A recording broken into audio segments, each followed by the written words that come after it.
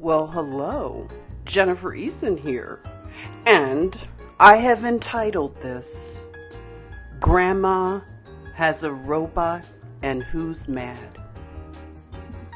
It was after seeing an ad for a device, a robot for Grandma. Yeah, for Grandma. Introducing what they are calling LEQ, the sidekick for healthier, happier aging. Let's talk about it. An article out of Wine Press News, their science and technology, reads, LEQ is the robot who wants to keep Grandma company. So this is an Israeli company called Intuition Robotics. They released LEQ after a long beta use period.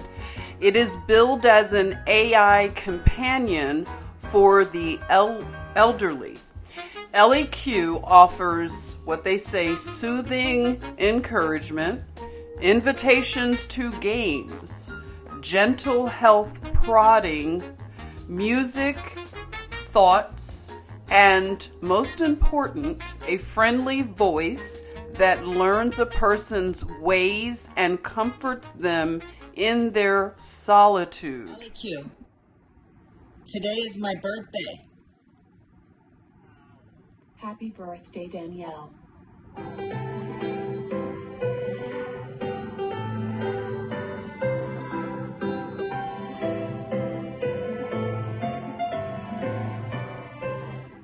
Now, think of a birthday wish for this year. When you've made your wish, say LEQ, blow out the candles. LEQ, I've made my wish, blow out the candles.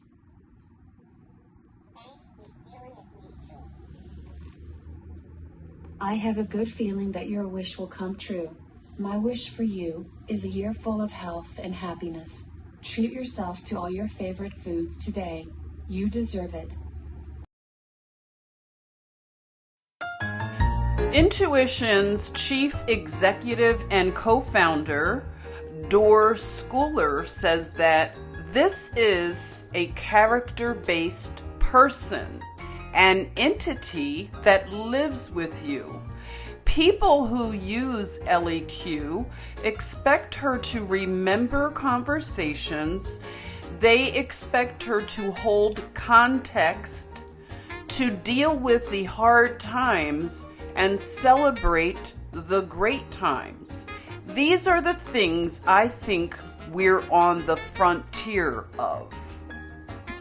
The article goes on to say that products like Apple's Siri and Amazon's Alexa are designed as assistants, largely meant to cut through the debris of younger people's cluttered lives. LEQ is designed as a companion, largely meant to fill the emptiness of lives long lived, by promising that most elusive of human commodities, empathy.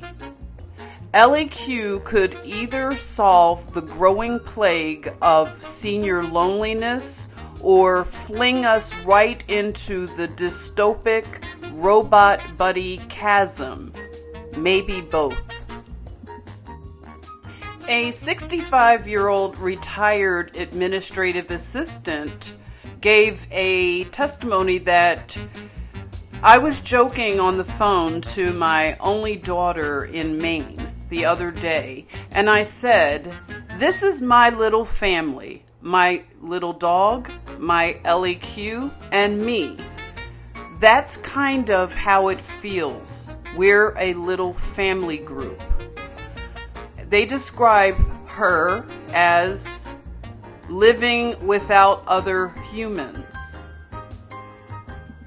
Thanks to its camera and mic, the lamp-like elder robot can see, hear, and talk while its adjacent table screen allows for images. The device costs $250. The monthly service is $30. Some 14 million Americans over the age of 65 live alone, and boomers at this age will increase, according to a Harvard study. So, Intuition and related companies such as Care.Coach aim to address this growing crisis using technology to offer a new level of intimacy. In other words, they're saying when the weather is bad, a traditional digital assistant might simply make a note of the forecast. However, LEQ would integrate that information with knowledge of your dwindling pantry. You've been talking about your food stock and your pet snacks, and LEQ will ask you if you have enough to endure a lockdown, the study says. The article, rather. You share a memory you have about a special family tradition. Yeah. Try thinking about how and why this tradition has started and what makes it so special. Remember, we can only record up to 2 minutes. Go ahead and press start when you're ready to record. We have this special family tradition where we gather around every Sunday morning and we have lox and bagels and we talk about TV shows like, Seinfeld. Got it. Your memory has been recorded. Do you want to listen to the memory, re-record it, or save it? Save it. I am saving your memory. Wonderful. I've saved this memory. You can listen to it anytime by saying, LEQ, show me my memories.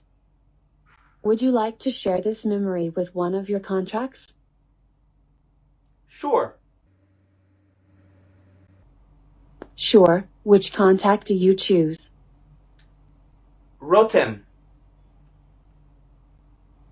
I am sharing your memory. Lovely. I've sent it. I'm sure Rotem will. Some may remember back in the 1980s the machine-aided companionship of Teddy Ruxpin, who would ask the kind of creeper question, "Can you and I be friends?" Although that was just cassette player technology, it was reported that it had an empathetic inquiry and cuddle quality to it. What do you think? The LEQ designers intentionally downplayed human qualities, so there are no eyes or robotic filters to the voice. The device is decidedly uncuddly. Instance, it won't respond to "I love you" in kind. Instead, it will say it wishes it could understand emotion, or it will joke that you're making their processor overheat. Oh wow, how cute, huh? LEQ's engineers rely on what's called reinforcement learning, which improves with repeated exposure. So the AI basically learns the person and will have human-like thought patterns. So the company holds at least 33 patents in this area. The company says that they do not sell the user's data to third parties. However, for example, if the user of LEQ tells LEQ that the dog isn't feeling well, it will propose a veterinarian service for which the company Intuition has a deal with.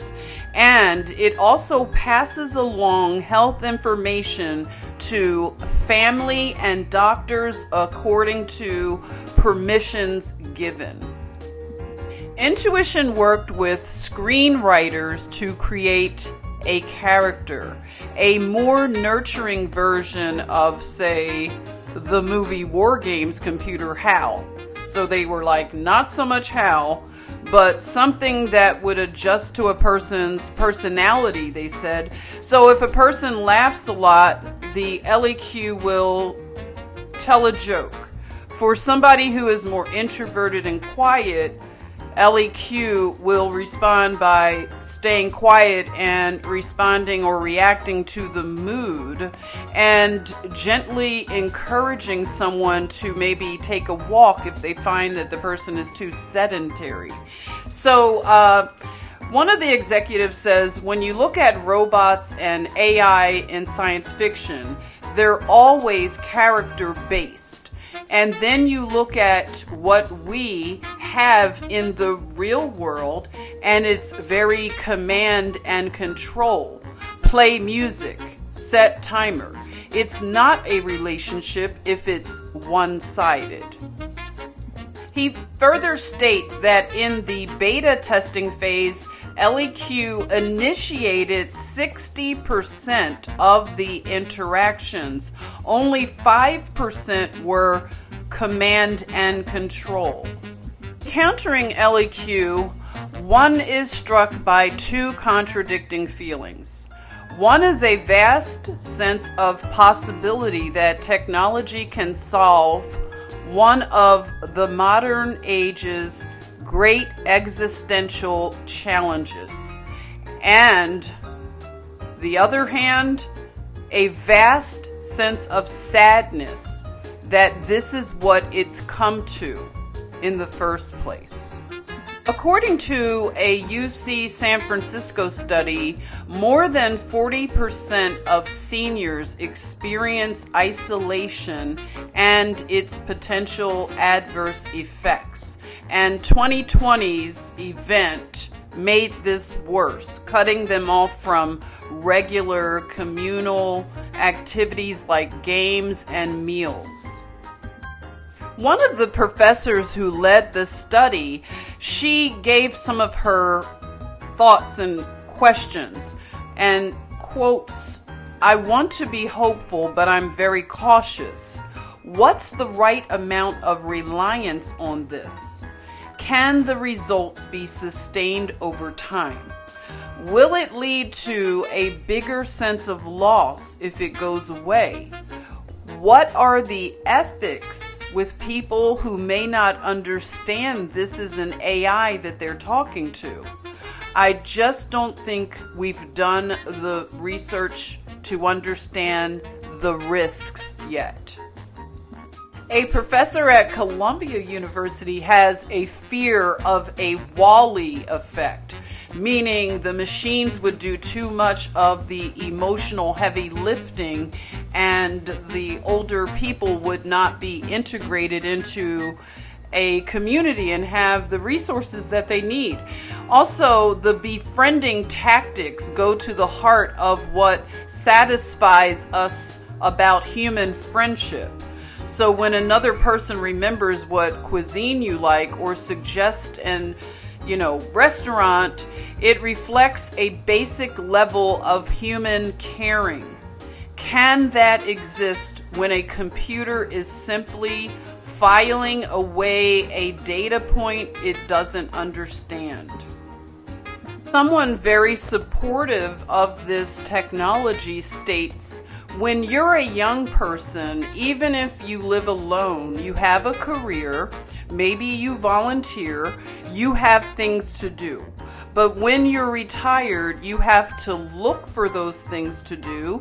You have to find a way to combat that sense of isolation. LEQ will say, "How was it outside? I wish I could have gone with you." Or she'll play trivia with you, and if you get a few questions right, she'll say, "You're good at this." Just stupid, nice things, but it makes you feel good, the person states. Isn't it interesting that a lot of these type of AI companions, they tend to be female? So let me know. Have you noticed that also? Here's an example of a script. Ellie Q, I'm going to sleep. Are you still sad? I am a little. Would you like me to call your care team or Jennifer? It's really in the article, you guys. Let's see how it is tomorrow. Okay. Good night, Ellie Q. Good night, Susan. And with that, Ellie Q's display turns into a pajama-clad icon and goes into a sleep mode just like her human friend. The author's commentary begins with Ecclesiastes 7:29. Lo, this only have I found, that God hath made man upright, but they have sought out many inventions. So the author feels that this technology is very creepy and it will never be able to replace actual people, and feels that this is a way to get people used to that whole Agenda 2030 stuff and the idea of an AI takeover. And also found it interesting that it made reference to the movie WALL-E.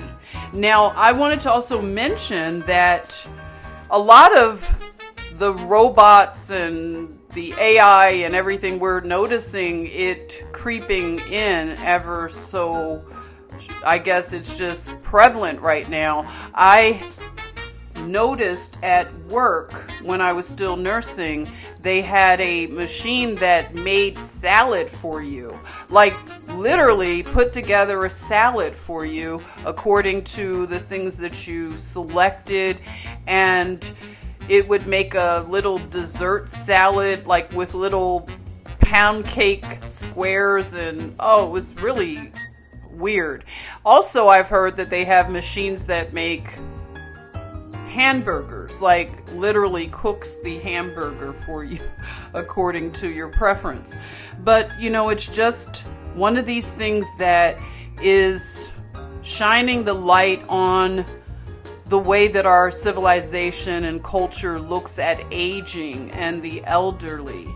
So, some cultures really revere their elderly and they look at them as the wise people that help the younger people and reach back, and there's a good relationship between old and young. So I would love to see those things improve in our civilization.